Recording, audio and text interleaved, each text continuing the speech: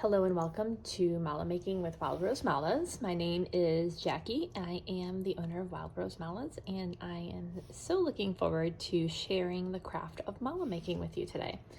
So before we get into the nitty-gritty of making a mala, we're going to make sure that we have the supplies we need, plus there are a few extras that you may have on hand at home or perhaps may need to or want to purchase ahead of time. So let's start with the supplies you should already have within your kit. Your kit was housed within a container. At the time being, it's these little cylinder containers that I love, and I say the time being because I'm somebody who tends to change things up. So everything should have been inside of this cardboard tube with the Wild Rose Malas logo. We'll set that off to the side. Within the tube is a plastic baggie. I already obviously pulled everything out. So within your plastic baggie, you should have had a beading needle. It's a flexible wire that's in sort of a V shape. This one kind of actually looks like the Taurus astrology sign, which is interesting. And a cotton tassel cord. I'm gonna actually get into these cords before I keep moving through the supplies. And a knot tying cord. The tassel cord is soft, cotton, has a nice natural feel, very nice and soft.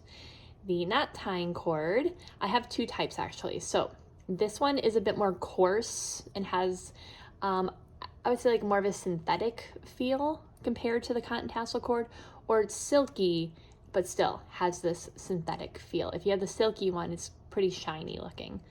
We don't need this cord. I would recommend setting it off to the side. Here's why. Over the years, after leading workshops and not sharing this information, being a teacher, we had to learn through our mistakes sometimes. Folks have unraveled their tassel cord thinking they're gonna thread their beads on here, and whoops, shouldn't have done that. It actually needs to stay in this shape to make our tassel. So it's not a big deal, but it's a pain in the butt winding it back up like this, and it might not look as nice. I mean, I'm saying that because I even had a hard time getting it to look this nice if it's unraveled. So we're gonna set that off to the side. Let's set this cord down for now. And you should have a guru bead. It's different looking and tends to be bigger than your gemstone beads. All right, so we don't need the guru bead either. The guru bead and the tassel are gonna be for the very end. We also don't need this plastic baggie, so let's get that out of the way. Now, the supplies that are handy to have at home are a kitchen towel. So you can see I laid out my beads on a kitchen towel so they don't roll away. If you already have a felt beading board, great, go ahead and use that. I like to keep a tweezers nearby. If you run into knots that you think, oh, I did not mean to make that, and trust me, if you don't have any knots like that the first time making a mala, you are a mala prodigy. I still have that happen to me almost 6 years into the game. These will work magic if you have a knot you didn't intend to make, to unknot your knot. All right, and then we have a scissors. You're gonna need that for your tassel, and we'll eventually need it for a step along with doing our bead knotting. All right, so, or cord knotting, pardon me. We'll set those off to the side. And I'm gonna walk you through why I have these beads grouped the way I do. It's for organization purposes and to make sure we have the right number of beads. So a traditional mala is composed of 108 beads. I'm not gonna dive into the significance of that right now. One of my favorite kind of like right off the cuff explanations is the 1 is ourselves as the individual. The 0 is the world, everyone, all the people, all the living beings. And then the 8 is infinity. So basically we're all connected. There are about 25 other significances of 108 that I'm sure you could also Google if you're very curious. All right, let's get back to our gemstone beads. So I have them in 10 piles of 10 for 100 and 1 pile of 8.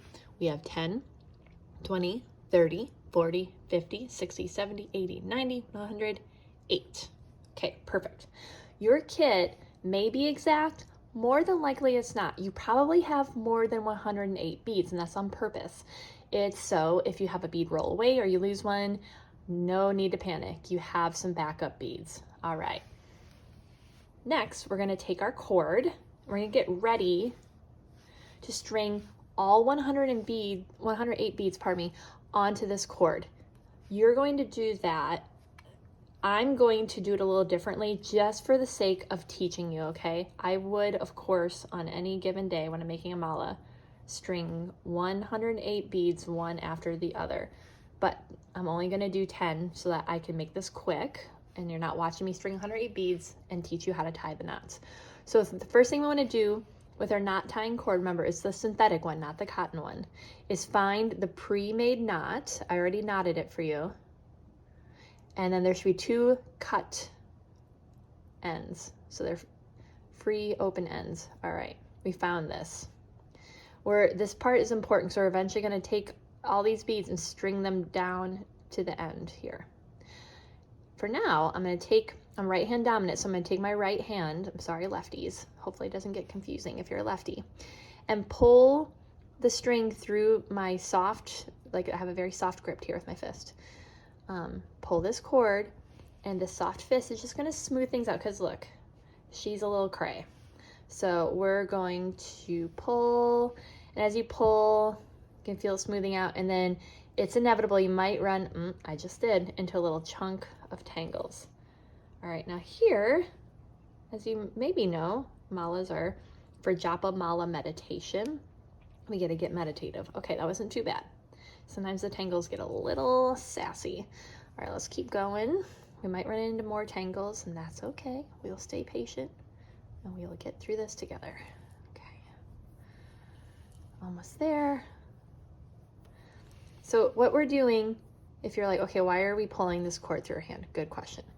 We are going to go to the very opposite end of this string from where we started, that pre-made knot, okay? We're trying to find the opposite end from there. We're almost there. I just ran into some tangles. All right.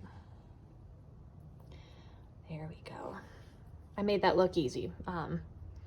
It's because, like I said, I have a few years of untangling tangles under my belt. Okay, great. So this is what we should find. There's a little loop.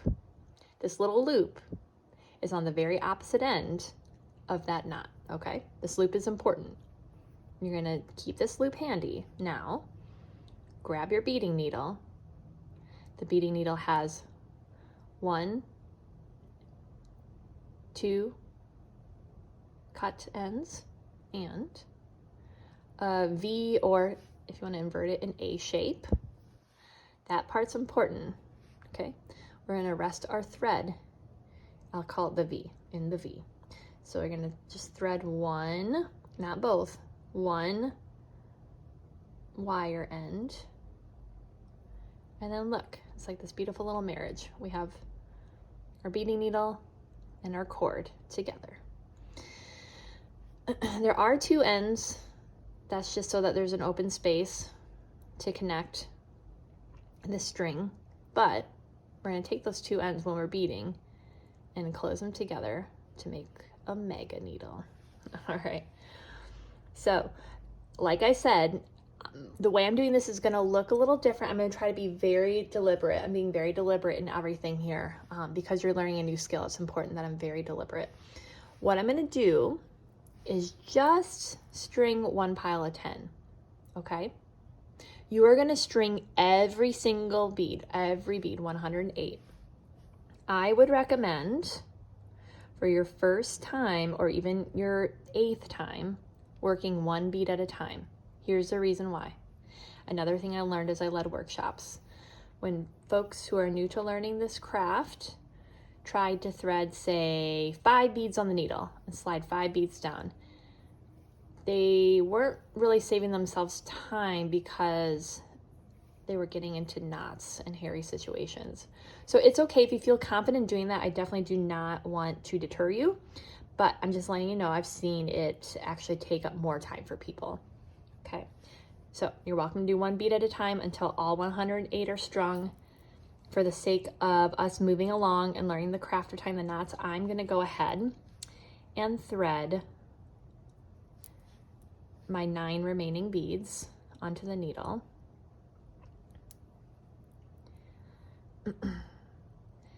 And just to keep you entertained, fun fact, I named my business Wild Rose Mallas because I am an Iowa native and our state flower is the wild rose. I'm kind of a flower file. I don't know what that would be called, but I'm kind of obsessed with flowers. And just, I mean, the colors are so pretty. It even matches this kunzite guru bead. I didn't do that on purpose. Actually, all of the colors here are very on brand, which is pretty awesome. Okay, so there's 9 there. 9 beads. I'm gonna be careful. I'm doing these broad sweeping strokes, okay? Going not too fast. When you go fast is when you run into more knots too. So broad, streaking, sweeping strokes. Okay, all right. So you can see, here's my knot end. That's where the very first bead goes, bead number 1, and then all the rest follow until there are 108. Like I said, I'm going to stop because I'm going to teach you how to tie the knots.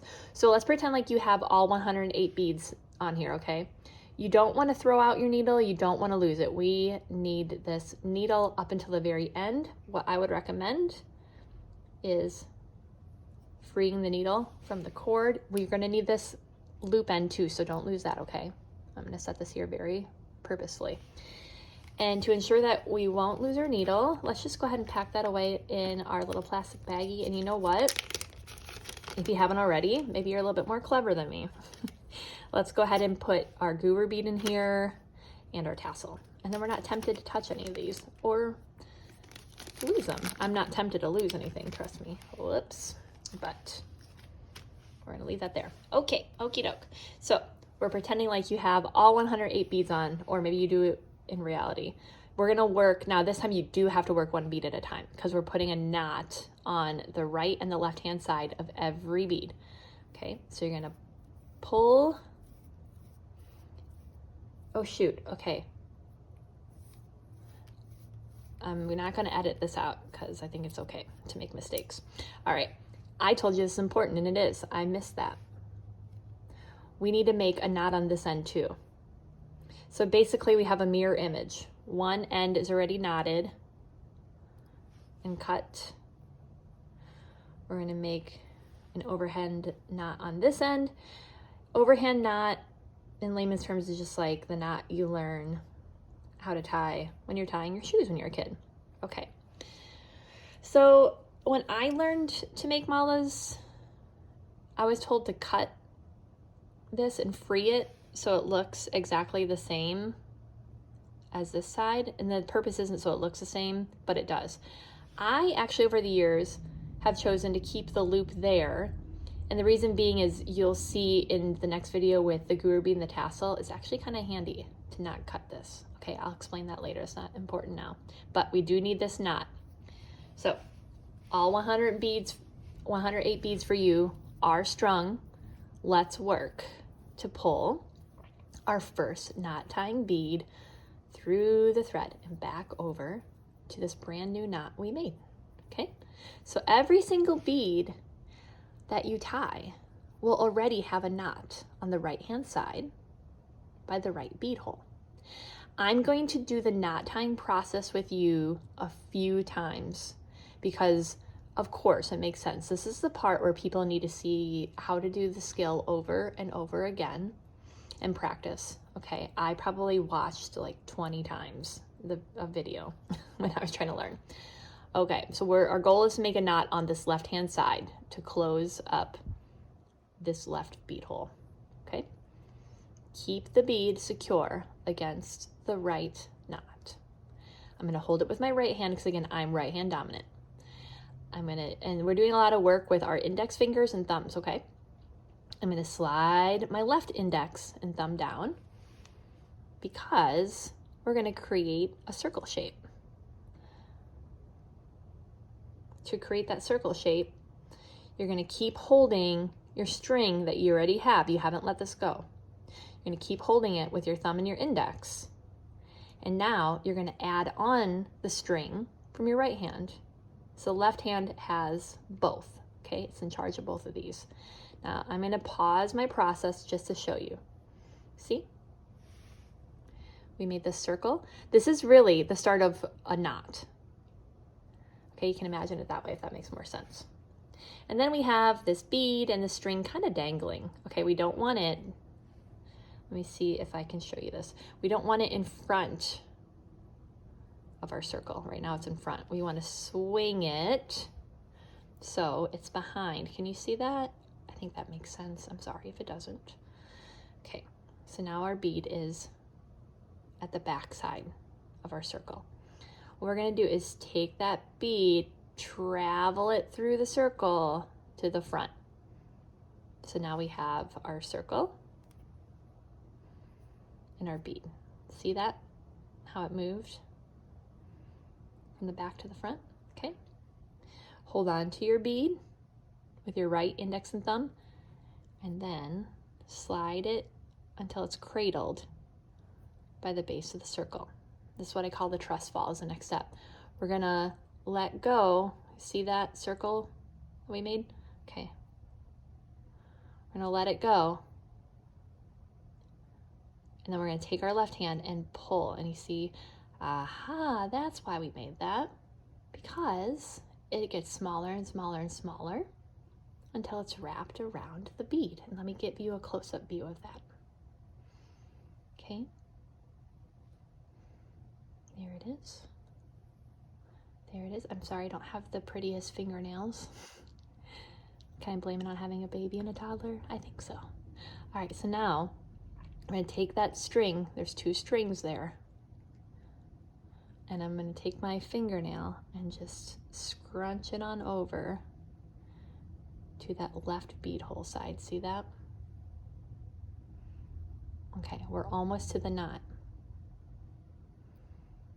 And you're going to pull that cord again just like we did earlier.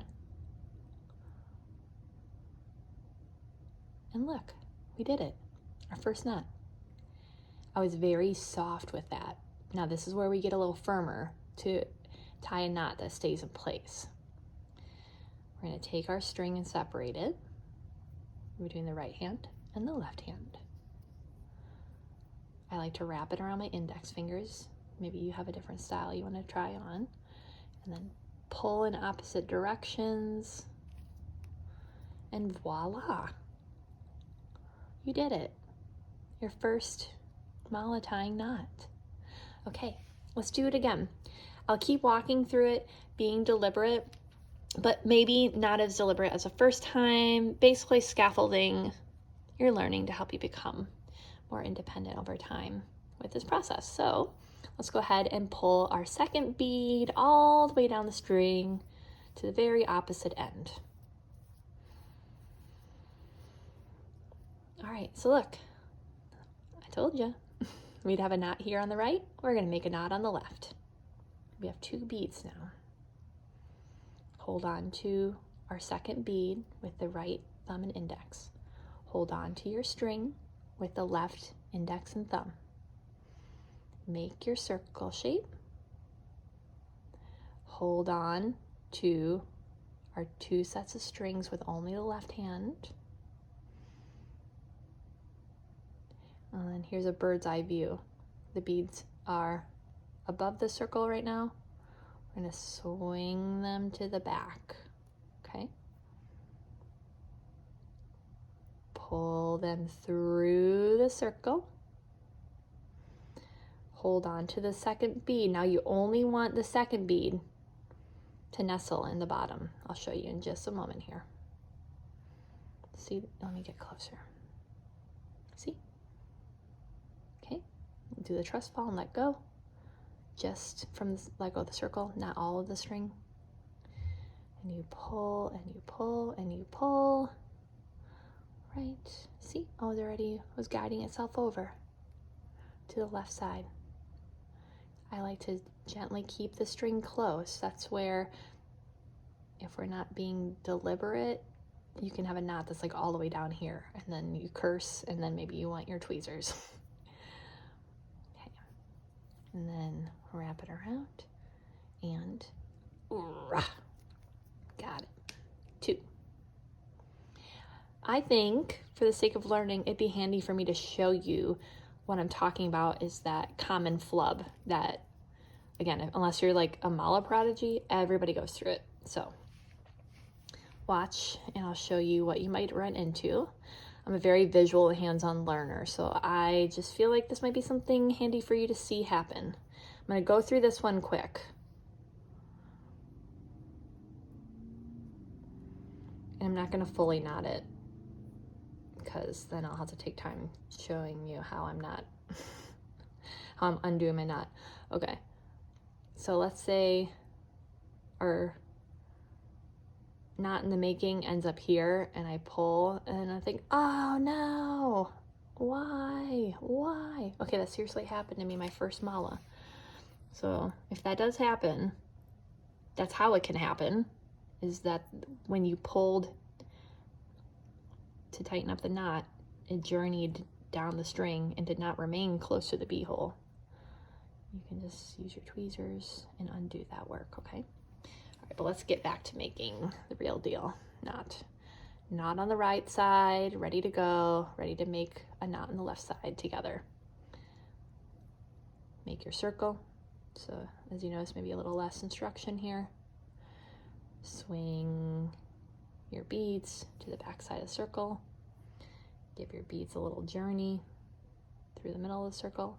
Friendly tip, you'll be able to see the tail in front of your circle, okay? We're gonna slide our third bead down. That's the only one we need nestled by our circle. Let go of the circle. Pull the cord.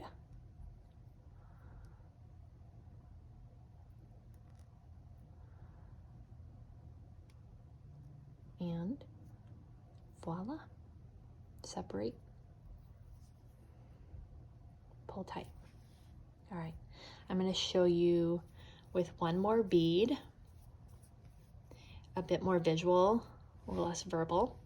And then from here on out, you are welcome to rewind and rewatch as much as you like.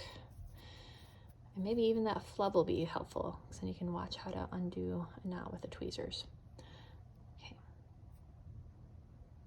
Making our circle.